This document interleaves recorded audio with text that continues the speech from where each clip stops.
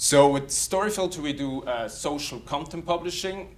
I founded this platform very simply with a WordPress core. It's no technology in it, so I mean totally uninteresting for tech guys. It's totally human power. What we promise with the name Storyfilter is just we filter the most shareable stories out of the flood in the web. And we also package it in a way that it really works. So what we started doing is native advertising, as contemporary publishers are doing.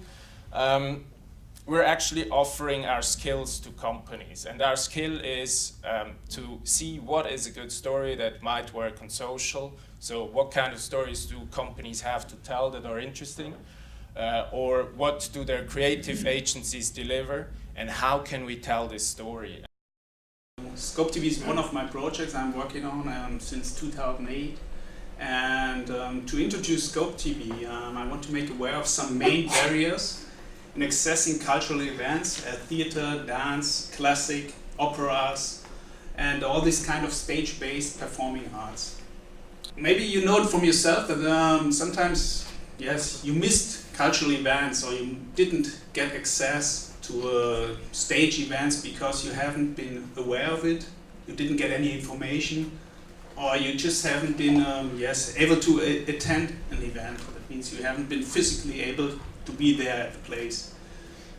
Regarding these facts, Scope TV's vision is to break with these barriers of cultural activities and engagement.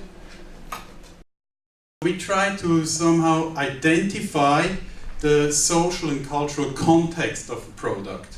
That is very dynamic, that is very different, that varies a lot from cultural spaces, within cultural spaces or in between cultural spaces. So it's very difficult, but no one said it would be easy. So in general, we try to tackle the following issues. There's an abundance of options, and without any good recommendations you're kind of lost. So we try to be of help here and also make the good recommendations easily available.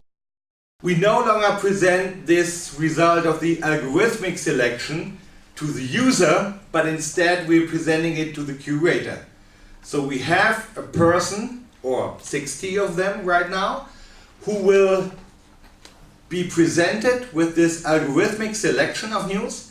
And in there, we call it console, this piece of software. I could, if in the Q&A, if we have some time, I could show it to you, if anybody's interested. And then there's a human that I never take my picture, I always take Barbara Josef's picture, because it's such a nice one. And she would curate and then say, okay, these are my top 3 picks for today about my topic, which in her case is the future work.